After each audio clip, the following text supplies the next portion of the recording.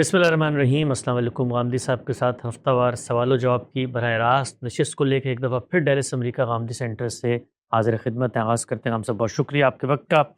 ہم سب مختلف موضوعات پر ہم آپ سے استفادہ کرتے ہیں۔ ایک بحث ہمیشہ سننے کو ملتی ہے جب بھی غامدی صاحب کی کوئی ایسی رائے سامنے آتی ہے جو امت کے ہاں جو متفق علیہ نقطہ نظر ہے اس سے مختلف ہو، تو کہا جاتا ہے کہ آپ جو امت کی علمی روایت ہے اس کو اجماع امت سے بھی تعبیر کیا جاتا ہے اور ایک مستقل علمی زاویہ نظر سے بھی تعبیر کیا جاتا ہے، متفق علیہ معاملات سے بھی تعبیر کیا جاتا ہے، تاریخی تسلسل سے بھی تعبیر کیا جاتا ہے۔ کہا جاتا ہے کہ غامدی صاحب جو روایت ہے اس پر نہیں کھڑے ہوئے اور دین کے فہم میں روایت کا ایک بہت غیر معمولی کردار ہے۔ سب سے پہلے قدم بقدم چلیں گے، پوچھنا میں آپ سے چاہتا ہوں کہ آپ کے اپنے ذہن میں جب آپ یہ سوال سنتے ہیں یا روایت کا کوئی لفظ آپ کی گوش گزار ہوتا ہے تو تصور کے سامنے آتا ہے، آپ روایت قرار کیسے دیتے ہیں، اور پھر ہم اس پہ آئیں گے کہ آپ کے فہم میں روایت کا اگر دخل نہیں ہے تو کیوں نہیں ہے؟ میں اس سے پہلے بھی کئی بار عرض کر چکا ہوں کہ انسانوں کے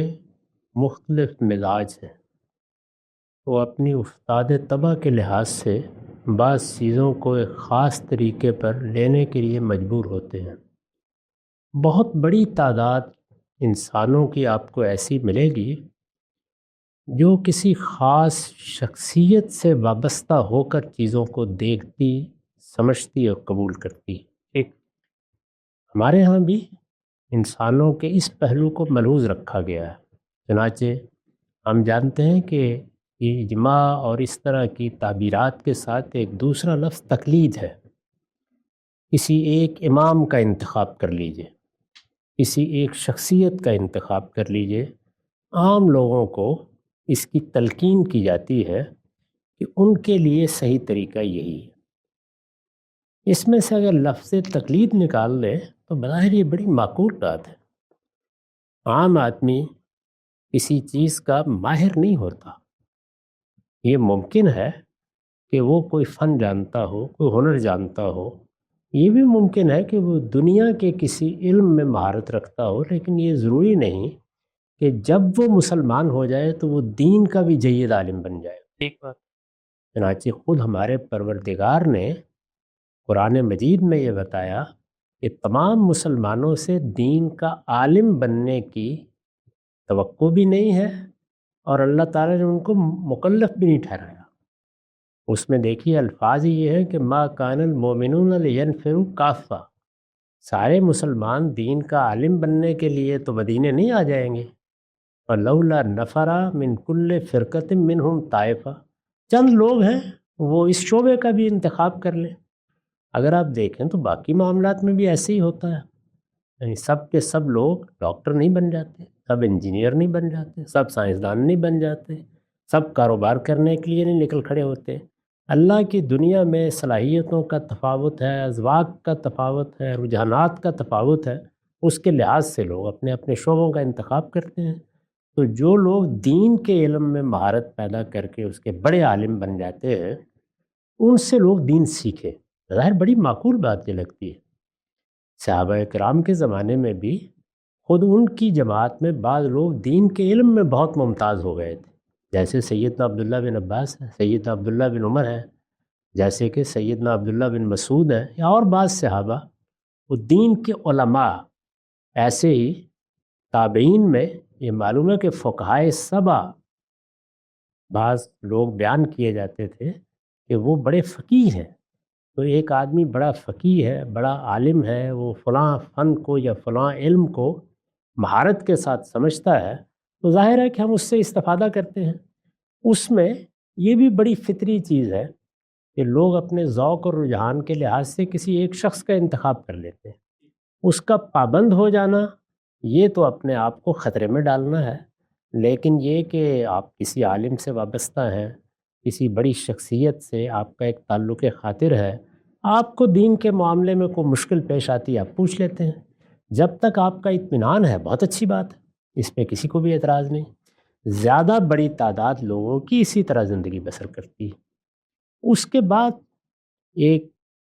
بڑی تعداد، یعنی ان کے مقابلے میں بہت چھوٹی لیکن ایک بڑی تعداد ان لوگوں کی ہوتی ہے جو اچھے عالم بھی ہوں گے، دانشور بھی ہوں گے، لیکن وہ روایت کی پیروی کرتے ہیں۔ یہ بھی ایک لحاظ سے دیکھیے تو انسانی زندگی کی تنظیم کے لیے پروردگاری کا رکھا ہوا دائیہ ہے۔ روایت کا مطلب یہ ہے کہ ایک علم پیدا ہوا، اس علم میں بڑے بڑے لوگ پیدا ہو گئے، جیسے ڈاکٹر ہیں، جیسے سائنسدان ہیں، ہر علم میں ہو جاتے ہیں۔ تو آپ علم کی اس روایت کے جو نتائج فکر ہیں، ان میں جن چیزوں پر لوگوں کا عمومی اتفاق ہے ان کو مان کے چلتے ہیں۔ زیادہ تر آپ دیکھیے آپ کے ہاں جو تعلیم دی جاتی ہے اسی اصول پر دی جاتی ہے۔ خود ہمارے کالجوں میں، ہماری یونیورسٹیوں میں زیادہ تر اسی طریقے سے پڑھایا جاتا ہے، یعنی علم کی روایت سے کچھ نتائج پیدا ہوتے ہیں۔ مختلف اہل علم جب کام کر رہے ہوتے ہیں، جیسے اس وقت آپ سائنس کے علم کو دیکھیں تو بہت سے نتائج ہیں جو بڑے سائنسدانوں نے نکال دیے ہیں، اور ان کا ایک حصہ ایسا ہے جس میں بڑی حد تک اتفاق ہوگا۔ اگرچہ سائنس تو کبھی بھی آخری درجے کی بات نہیں کہتی، لیکن پھر بھی اتفاق ہو جاتا ہے۔ اسی طرح تاریخ میں، اسی طریقے سے جغرافیہ میں، اسی طرح حیاتیات میں، اسی طرح سے سوشل سائنسز، معاشرتی علوم میں بہت سی چیزیں ہیں جن میں ایک طرح کا اتفاق پیدا ہو جاتا ہے۔ تو اس سے جو کسی بھی علم کی روایت بنتی ہے، پھر عرض کر دوں کہ جو نتائج فکر سے روایت بنتی ہے اس کو بالعموم روایت سے تعبیر کیا جاتا ہے۔ اور بعض لوگ اس روایت کے اندر کھڑے رہتے ہیں، وہ اس سے کبھی دائیں بائیں نہیں ہوتے۔ اس میں کوئی یہ ضروری نہیں کہ عام لوگ ہوں، بہت بڑے بڑے لوگ بعض اوقات تلقین کرتے ہیں کہ ایسے ہی رہنا چاہیے۔ مثلاً کیا کون؟ ہمارے بر صغیر میں آپ دیکھیے، ہمارے بڑے علماء میں سے، یعنی اس وقت جو علماء خود ہمارے سامنے ہوئے جن کو ہم نے دیکھا، ہمارے بڑے علماء میں سے مولانا ابو الحسن علی ندوی بڑی غیر معمولی حیثیت کے عالم تھے، لیکن وہ جگہ جگہ آپ کو تلقین کرتے نظر آئیں گے کہ اگر روز روشن کی طرح بھی کوئی دلیل بتا دے کہ فلان چیز غلط ہے، تب بھی ہم جو بزرگوں کا اجماع ہے اس کی پیروی کریں، کہتے ہیں وہ۔ اور بھی بعض بزرگ آپ کو اس کی تلقین کرتے نظر آئیں گے۔ تو یہ اجماع اور روایت ہے جس کو اس طریقے سے بڑی تعداد قبول کرتی ہے، اس کی تلقین کرتی ہے اور کہتی ہے کہ اس سے وابستہ رہے۔ اس سے مقصود یہ ہوتا ہے کہ سوسائٹی میں کوئی بڑا انتشار نہ پیدا ہو، لوگوں کا ایک عمومی رجحان محفوظ رہے، جو علم کی روایت کے حاصلات ہیں وہ آگے بڑھتے رہے، اور اس طرح سے لوگوں کو ہدایت پر رکھنے کا گویا یہ بھی ایک اہتمام ہو جائے۔ میں نے عرض کیا کہ ایک تو ہے لوگوں کو ہدایت پر رکھنا، اور ایک یہ کہ خود بڑے دانشور، بڑے علماء بھی بعض اوقات اپنے آپ کو اسی جگہ رکھتے ہیں۔ بہت سے لوگ ہیں، بڑے ذہین لوگ ہوں گے، بڑی تنقید کریں گے، مقالات لکھیں گے، کتابیں لکھیں گے، لیکن وہ کسی علم یا کسی فن کے بارے میں یہ طے کر لیں گے کہ جو روایت چلی آ رہی ہے ہم اصل میں اس کو چیلنج نہیں کرنا چاہتے۔ جو کچھ بھی بن گیا ہے وہ 2 صدیوں میں بنا ہے، 4 صدیوں میں بنا ہے، ظاہر ہے کہ وہ ہمارے ہاں بھی بنا ہے، وہ یہود کے ہاں بھی بنا ہے، وہ مسیحیوں کے ہاں بھی بنا ہے، ہر جگہ بنتا ہے۔ ان کے ہاں بھی ایک روایت دین کی موجود ہے، ہمارے ہاں بھی ایک دین کی روایت موجود ہے۔ اس میں مین سٹریم میں جو چیزیں مان لی جاتی ہیں ان کو کبھی اجماع کہا جاتا ہے، کبھی روایت کہا جاتا ہے۔ یہ چیز بعض اوقات ایک اور صورت بھی اختیار کر لیتی ہے، اور وہ یہ ہے کہ وہ چیزیں جو مان لی گئیں یا علمی لحاظ سے جن پر اجماع ہو گیا یا جن کو اختیار کر لیا گیا، ان کے ساتھ کچھ اوضاع، کچھ زندگی بسر کرنے کے طریقے بھی اس کا حصہ بن جاتے ہیں۔ اس میں لباس ایسا پہننا ہے، بیٹھنا ایسے ہے، آداب ایسے ملحوظ رکھنے، وہ چیزیں بھی شامل ہو جاتی ہیں۔ تو اس طرح یہ روایت کا لفظ ان دونوں مفاہیم میں بولا جاتا ہے، اور بڑے بڑے دانشور بھی بعض اوقات اس کو اختیار کر لیتے ہیں۔ وہ لوگ جو زندگی علم اور استدلال کے ساتھ بسر کرتے ہیں اور ہمیشہ ہر چیز کو کویسچن کرتے رہتے ہیں، دیکھتے رہتے ہیں، پرکھتے رہتے ہیں، جانتے رہتے ہیں، بڑی تھوڑی تعداد میں ہوتے ہیں۔ ان کے ہاں جو روایت ہے وہ علم کی روایت ہوتی ہے، یعنی ہمارے ہاں جیسے ابو حنیفہ اور شافعی ہیں، یا اسی طریقے سے محدثین کے اکابر ہیں، یا بعض دوسرے علوم کے ماہرین ہیں، وہ بھی ایک روایت پر ہی کھڑے ہوتے ہیں، لیکن وہ روایت علم کی روایت ہوتی ہے۔ یعنی وہ علم پیدا کیسے ہوا ہے، اس علم میں تحقیق کے طریقے کیا ہیں، اس میں تحقیق کے منہاج کیا اختیار کیے گئے ہیں، اس میں نتائج نکالنے کے لیے کیا اصول بنائے گئے ہیں، تو ہر علم اور فن میں ایک میتھڈالوجی، ایک ہرمینوٹکس وجود میں آتی ہے، وہ وہاں سے چیزوں کو دیکھ رہے ہوتے ہیں اور اس روایت کی پیروی کر رہے ہوتے ہیں۔ تو یہ دیکھیے روایت کا لفظ کتنے مفاہیم میں استعمال ہو گیا، یعنی کسی شخص نے کسی ایک آدمی کا دامن پکڑ لیا، وہ اس کا امام ہے، وہ بھی یہی خیال کرتا ہے کہ میں بھی روایت ہی کے ساتھ کھڑا ہوں۔ کسی نے لوگوں کے اجماع کو حجت مان لیا، وہ بھی یہی کہے گا کہ میں روایت کے ساتھ کھڑا ہوں۔ کسی نے اپنے اکابر، ائمہ، بزرگوں، علماء کی ایک فہرست بنا لی اور یہ کہا کہ ہم تو اسی کی پیروی کریں گے، وہ بھی یہ کہہ سکتا ہے کہ میں روایت کے ساتھ ہوں۔ کسی نے مسلمانوں کے اندر جو مذہبی طبقہ پیدا ہو جاتا ہے، اس کے اوضاع و اطوار کو اپنے لیے قابل تقلید سمجھا، تو وہ اس پورے مجموعے کے اوپر یہ لفظ بول رہا ہوتا ہے۔ ہم بھی یہ لفظ بولتے ہیں، لیکن وہ علم و استدلال کی دنیا میں ایک بالکل مختلف مفہوم میں بولا جاتا ہے، اور وہ یہ ہے کہ جس علم کی ہم روایت میں کھڑے ہیں، اس علم میں چیزوں کو دیکھنے، سمجھنے، جاننے کی جو علمی روایت قائم ہوئی ہے، اس روایت کے اندر کھڑے ہو کر چیزوں کے بارے میں سوالات بھی کیے جائیں،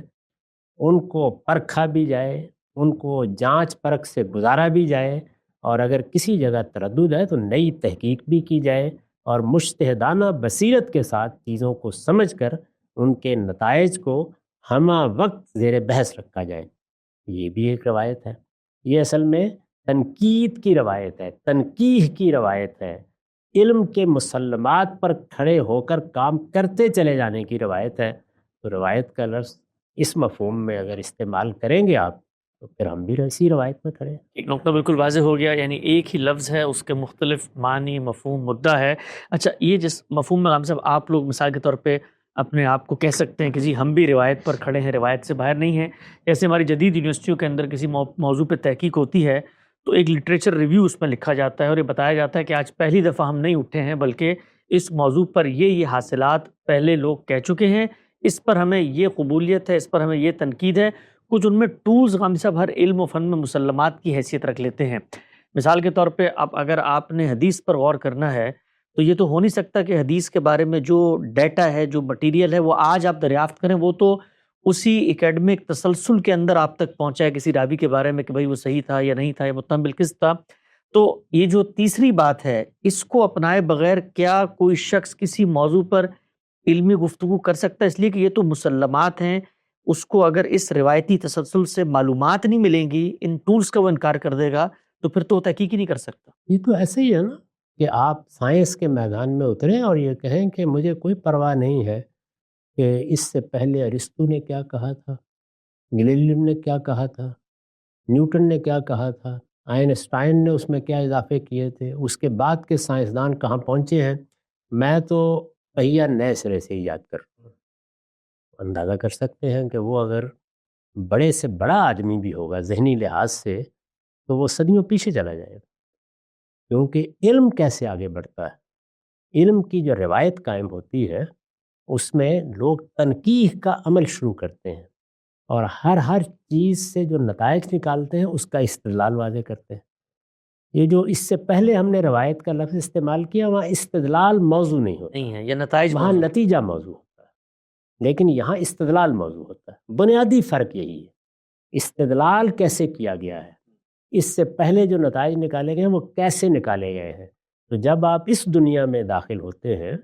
تو یہاں یہ ضروری ہے کہ پہلے دن سے لے کر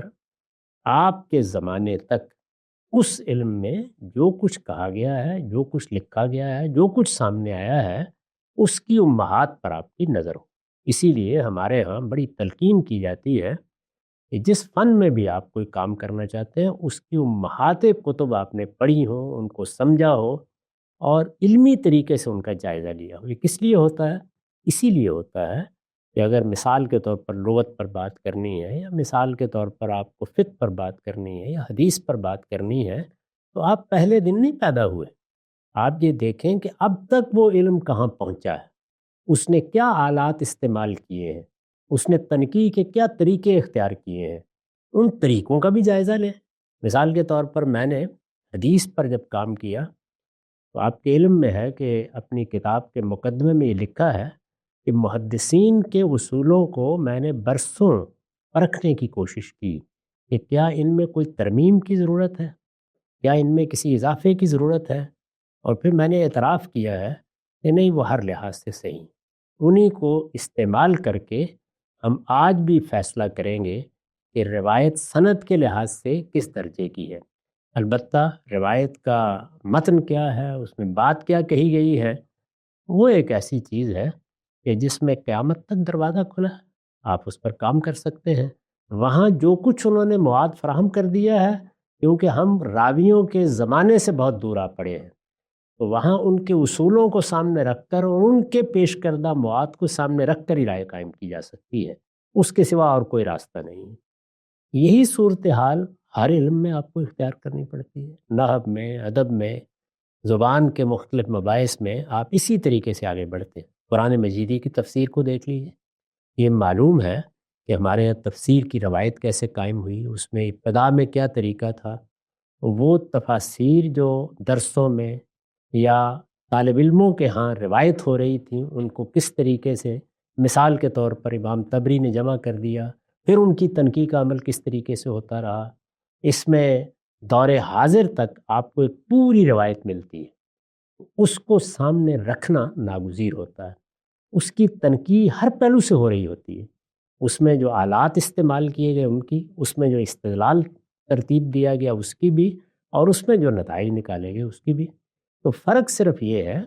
کہ ایک روایت میں آپ حاصلات پر کھڑے ہوتے ہیں یا نتائج پر کھڑے ہوتے ہیں، اور دوسری میں آپ استدلال کی روایت کو پرکھ کر آگے بڑھا رہے ہوتے ہیں۔ تو یہ دونوں چیزیں، اس میں روایت کا لفظ دو الگ الگ مفاہیم میں بول لیا جاتا ہے، تو ہم بھی روایتی میں کھڑے ہیں، وہ بھی روایتی میں کھڑے ہیں، لیکن مفہوم ذرا مختلف۔ پیغام صاحب، میں سمجھنے کے لیے، کیونکہ اکثر ہم نے آپ کی زبانی یہ سنا کہ پرویز صاحب جو ہیں وہ جس وقت قرآن مجید کی تفسیر کرتے ہیں تو جو انہوں نے استدلال کا طریقہ کار اپنایا ہے اس کے بارے میں آپ کی تنقید سامنے آتی ہے، بڑی سخت بھی ہوتی ہے بسا اوقات کہ بھائی یہ عربی تو گویا انہوں نے گھر میں بنا لی ہے اور یہ مسلمات جو ہیں ان کے خلاف کھڑے ہوئے ہیں، تو وہاں پر بھی کہنا یہی مراد ہوتا ہے کہ ٹھیک ہے بھائی پرویز صاحب کو بھی حق ہے، آپ قرآن مجید پر غور و فکر کریں، لفظ کی تعبیر کریں، جملے کی توضیح تشریح کریں، سے آپ کو سواق میں اختلاف کر سکتے ہیں، لیکن یہ جو استدلال کا طریقہ آپ نے اختیار کیا ہے کہ بھئی یہ روٹ سے جو ہے وہ لفظ کا معنی ہوگا، تو یہ پوری کی پوری جو اکیڈمک ٹریڈیشن ہے مسلمہ، یہ اس کی خلاف ورزی آپ کر رہے ہیں، آپ اس کو اپنا کر کوئی نئی تعبیر دے دیں اس میں ہم اعتراض نہیں ہو گئے۔ دیکھیے، کسی چیز پر بھی اعتراض نہیں ہے، لیکن اگر آپ ایک ایسی بات کر دیں کہ جو علم کی دنیا ہی کے لیے اجنبی ہو، یعنی ایک تو یہ ہے کہ لوگوں کے لیے کوئی نتیجہ اجنبی ہے، میں نے ایک رائے قائم کی، آپ نے ایک رائے قائم کی ہے، علم کی دنیا ہی کے لیے اجنبی ہے۔ آپ کو یاد ہوگا ہمارے یہاں ایک بڑا دلچسپ واقعہ ہوا تھا،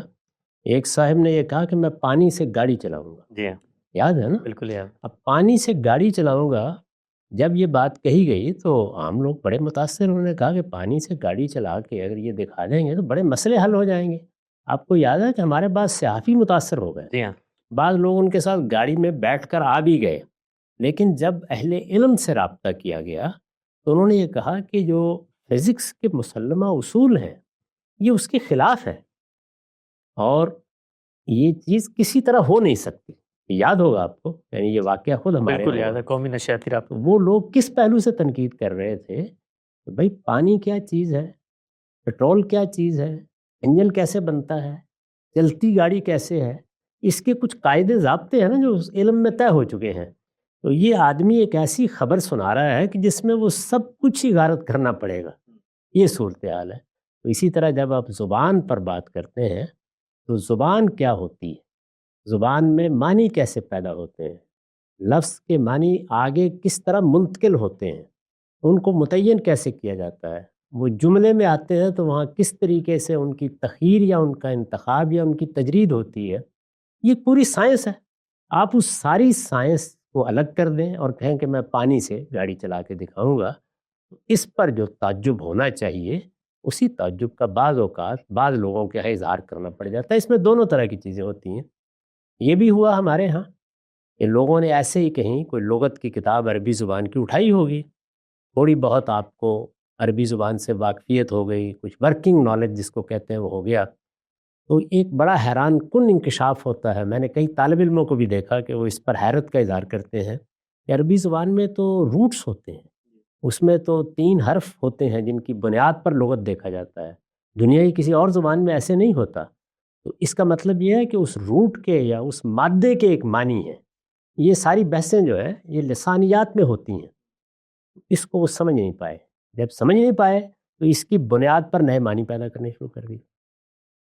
یہ بظاہر ایک بڑی علمی بات لگتی ہے، لیکن یہ علم کی دنیا کے لیے، یعنی لغت کے علم کی دنیا کے لیے ایسے ہی ہے جیسے آپ کہیں کہ میں پانی سے آپ کو گاڑی چلا کے دکھا دوں گا۔ یہ صورتحال بعض وقت کسی بھی جگہ ہو جاتی ہے۔ دوسرا یہ ہوتا ہے کہ بہت سے لوگ ہیں جو استدلال کے طریقے کیا ہیں کسی علم میں، ان کا فنی یا علمی مطالعہ کیے بغیر عام کتابیں پڑھنے کے بعد جیسے کامن مین اپنے لیے رائے اختیار کرتا ہے، ذہین ہوتے ہیں، بات کرنا جانتے ہیں، تو اسی طریقے سے رائے قائم کر کے عالم کی جگہ پہ بیٹھ جاتے ہیں۔ اس میں بھی یہی صورتحال پیدا ہو جاتی ہے۔ یعنی بظاہر تو بڑے مخلص، بڑے نیک نیت لوگ ہوں گے، کتابیں بھی انہوں نے سامنے رکھی ہوں گی، پڑھ پڑھ کے بھی سنا رہے ہوں گے، لیکن اس علم میں وہ روایت کیا ہے جس کے تحت چیزوں کی تنقید ہوتی ہے؟ حدیث بھی پڑھنی ہے تو وہ کس جگہ پہ جا کے بیٹھے گی، اس کا قرآن سے کیا تعلق پیدا ہوگا، وہ اپنے فن میں کہاں ہوگی، اس سے واقف نہیں ہوتے۔ جب واقف نہیں ہوتے تو بسا اوقات بڑی خرابیوں کا باعث بن جاتے ہیں۔ تو یہ تنقید بعض اوقات کرنی پڑتی ہے۔ یہ تنقید کسی کی حقارت کے پیش نظر نہیں ہوتی، بلکہ لوگوں کو متنبہ کرنے کے لیے ہمیشہ شائستگی سے کرنی چاہیے۔ میں ان سب لوگوں کی بڑی قدر کرتا ہوں۔ اگر کبھی یہ بتانا پڑ جائے کہ وہ غلطی کیا ہے تو وہ پھر بتانا ہوتا ہے۔ اچھا ہم سب ایک اور پہلو میں آپ سے ذرا جاننا چاہتا ہوں، یہ جو درمیان کا طبقہ ہے جو اس امت کے تاریخی تسلسل کے اندر جو بڑے عباقر علماء پیدا ہوئے، انہوں نے جو غور و فکر سے نتائج مرتب کیے، ان کی تعبیرات پر اصرار کر کے اہل روایت کہلاتے ہیں۔ درمیان کا جو طبقہ ہے، اس طبقے سے جب گفتگو ہوتی ہے یا ان پر تنقید کی جاتی ہے، مکالمہ ہوتا ہے، تو اس میں ان کے اور آپ کے مابین کچھ کامن پوائنٹ آف ریفرنسز ہوتے ہیں۔ مثلا آپ حدیث پہ بات کریں گے تو وہ اس مسلمہ چیز کو مانتے ہیں کہ بھائی یہ ضمنی ماخذ ہے، اس کے اندر صحیح غلط کی بحث ہو سکتی ہے۔ آپ قرآن کی آیت پہ بات کریں گے تو وہ اس بات کو مانتے ہیں کہ لفظ کے معنی ہوتے ہیں، اس کے شیڈز ہوتے ہیں، یہ جملے کی تعلیف سیاق و سباق کی چیزیں بتاتی ہیں۔ آپ کا کیا اب تک کا جو ایک تاثر ہے کہ یہ جو درمیان والا طبقہ ہے اس کی ہزار غلطیاں کہ وہ تعبیر پر اصرار کرے، اس کو دین کی اصل قرار دے دے، لیکن ان سے گفتگو ہو سکتی ہے۔ یہ والا طبقہ ہوتا ہے کہ جو روایت سے کٹ جاتا ہے اور علم کی تاریخ سے ناواقف ہو جاتا ہے، اس سے مکالمے کے لیے کوئی کامن گراؤنڈ، کوئی کامن پوائنٹ آف ریفرنس نہیں ہوتا ہمارے پاس۔ یہ ایسے ہی ہے، کوئی آدمی اگر سائنس کو علمی طریقے پہ نہیں پڑھا ہوا تو وہ مثال کے طور پر اگر اس بات پہ اصرار کرنا شروع کر دے کہ پانی سے گاڑی چل سکتی ہے، تو صرف یہی نہیں ہوتا کہ اس کی بات کی غلطی واضح کرنی ہے، کیسے کرنی ہے یہ واقعہ ہے کہ آپ بھی سر پکڑ کے بیٹھ جائیں۔ ایسا ہوتا ہے بعض اوقات۔ ہم نے دیکھا بلکہ لیکن ایک ماہر فن ہے، ایک علم کو جانتا ہے، وہ کوئی نئی بات کرتا ہے یا پرانی بات پہ اصرار کرتا ہے تو اس سے گفتگو بہت آسان ہوتی ہے۔ یہی وجہ ہے کہ ہمارے ہاں جو روایت کے ساتھ وابستہ علماء ہیں، یعنی ایک تو وہ لوگ ہیں جس کو روایت کا مکتب فکر کہتے ہیں، وہ تو اوضاع اطوار جس طریقے سے ہمارے ہاں بزرگ کہتے ہیں جیسے چیزوں کو لینا چاہیے وہ اس کو کویسچن کرنے سے روک رہے ہوتے ہیں۔ لیکن جو روایت سے وابستہ علماء ہیں، یہ صحیح ہے کہ وہ اس پر اصرار کریں گے کہ اجماع ہے، اس کو سب لوگوں نے مان لیا ہے، بہت بڑی تعداد اس کو مانتی ہے، اس سے انحراف مناسب نہیں ہے، یہ اہل سنت کا نقطہ نظر ہے، یا اہل تشیع کے اکابر کا نقطہ نظر ہے، وہ یہ کہیں گے، لیکن ان سے بات کرنے میں کوئی دقت نہیں ہوتی۔ یعنی وہ بات کرنے کے لیے آمادہ ہو جائے تو چونکہ وہ علم کی روایت سے واقف ہوتے ہیں، اس وجہ سے آپ اپنا موقف انہیں بتا سکتے ہیں، ان کے ساتھ تبادلہ خیالات کر سکتے ہیں۔ یہ جو دوسرے لوگ ہیں ان کے ساتھ بات کرنا کہوں بیش ناممکن ہو جاتا ہے۔ یعنی انہوں نے اصل میں کچھ چیزوں کو اپنے جذبات پہ ایک خاص مقام دیا ہوتا ہے، اب جذبات سے جو چیز آپ نے اختیار کی ہے وہ جذبات ہی سے نکل سکتی ہے، وہ عقل سے، علم سے، علمی طریقوں سے، کسی خاص تعبیر تنقید کے اصولوں سے اندر گئی نہیں ہوتی، اس کو نکالنا بھی بڑا مشکل ہو جاتا ہے۔ یہ مشکلات پیش آتی ہیں اور یہ دنیا کی ہر قوم میں ہوتا ہے، اس میں کوئی پریشان ہونے کی ضرورت نہیں ہوتی، ہر علم میں ہوتا ہے۔ یہ نقطہ بالکل واضح ہو گیا۔ اچھا ہم صاحب آخری ایک سوال پوچھ کے میں انشاءاللہ بحث کو یہاں سمیٹوں گا اور پھر اس کو ایک نئے زاویے سے اگلی قسط میں ہم آگے بڑھائیں گے۔ یہ بتائیے گا کہ مثال کے طور پہ جب آپ کا مکتبہ فکر یا آپ لوگ یہ کہتے ہیں کہ جی ہم بھی ایک دوسرے مفہوم میں روایتی میں کھڑے ہوئے ہیں، تو اب سب سے بڑی چیز جو دین کے ماخذ میں زیر بحث آتی ہے وہ تو زبان ہے۔ اب زبان کے جو معنی ہے وہ تو تواتر سے منتقل ہو رہے ہیں، پوری کی پوری نسلیں منتقل کر رہی ہیں. تو اگر کوئی شخص یہ دعویٰ کر کے کھڑا ہو جائے کہ جی میں تو مثال کے طور پہ اس تسلسل سے اپنے آپ کو کاٹ کے اس کو سمجھوں گا، تو وہ تو علم کی دنیا میں کوئی نام ہی نہیں پیدا کر سکتا. تو یہ آپ کا انتخاب نہیں ہے، بلکہ یہ علم کی مجبوری ہے کہ آپ اس ٹریڈیشن، ان ٹولز، اس ذخیرہ علم کے ساتھ جڑیں، تب آپ کچھ کر سکتے، ورنہ آپ کچھ بھی نہیں کر سکتے. اس پر تنقید کے لیے بھی اس کا پورا علم ضروری ہوتا ضروری ہے. ہاں، یعنی ہو سکتا ہے کہ آپ اس پوری کی پوری روایت کو تبدیل کر ڈالیں، جیسے ارسطو کی افلاطون کی روایت کو تبدیل کیا ہے سائنس نے، بڑی تبدیلیاں کی ہیں، لیکن وہ اس روایت میں کھڑے ہو کے کی ہیں. یہ جو بڑے بڑے سائنسدان پیدا ہوئے ہیں وہ یہ جانتے تھے کہ اب تک کیا کہا گیا ہے، کن اصولوں پر کہا گیا ہے، اس میں کیا طریقے اختیار کیے گئے ہیں. دیکھیے انہوں نے سب سے پہلے اس میتھڈالوجی یا منہاج کو چیلنج کیا، اور پھر اس میں دیکارت جیسے لوگ پیدا ہوئے جنہوں نے یہ بتایا کہ چیزوں کو دیکھنے کے یہ جو دونوں زاویے ہیں ان میں کیا خلط مبس ہوا ہے، اور ایک ثنویت ہے جس کو سامنے رکھ کر انہوں نے کہا کہ ایک دنیا کے لیے کیا طریقے ہیں، دوسری دنیا کے لیے کیا طریقے ہیں. ہیوم جیسے لوگ پیدا ہوئے جنہوں نے یہ بتایا کہ جو علت و معلول کے رشتے ہم قائم کر رہے ہیں ان کے باہمی روابط میں کیا مسائل پیدا ہو جاتے ہیں. کانٹ جیسے لوگ پیدا ہوئے جنہوں نے تنقیح کر کے اس علم کو آپ کے سامنے کھول کر رکھ دیا کہ دیکھیے یہ یہاں سے مقولات پیدا ہوتے ہیں یا اشیاء سے تعلق پیدا کرتا ہے. اس سب پر میں تنقید کر سکتا ہوں، ان میں سے بہت سی چیزوں سے خود مجھے اختلاف ہے. یہ بتا رہا ہوں کہ وہ روایت کیسے کام کرتی ہے، جیسے کہ ہمارے اکابر کا معاملہ ہے، یعنی زبان کا معاملہ ہو، ادب کا معاملہ ہو، اس میں پہلے تنقید کر کے بتایا جاتا ہے کہ لوگ اس طرح سے اس کو سوچتے ہیں، اس طرح دیکھتے ہیں. خود آپ جانتے ہیں کہ ہم نے اعتراضات کی سیریز میں یہی خدمت کی ہے، یعنی جن مسائل میں بھی بڑا اختلاف تھا ان میں سے ایک ایک کو لے کر اس کی تنقید کر کے اسی علمی روایت میں کھڑے ہو کر اس کو سمجھانے کی صحیح کی. تو بالکل واضح ہو گیا غام صاحب سے ہم نے جانا کہ روایت کا مفہوم کن کن مصداقات اور کن کن مختلف معنی میں استعمال ہوتا ہے. آگے بڑھائیں گے سلسلہ گفتگو کو جاننے کی کوشش کریں گے کہ ہمارے ہاں یہ جو دوسرا طبقہ ہے جو اہل روایت کہلاتا ہے، ان کا اپنی تعبیرات پہ استدلال ہوتا ہے اور اصرار ہوتا ہے کہ اس سے باہر نہیں جا سکتے. ان کا نقطہ نظر کیا ہے، سب کو زیر بحث آئے گا. وقت یہاں پہ ختم ہوتا ہے، دوبارہ حاضر خدمت ہوں گے. اب تک آپ لوگ کا بہت شکریہ.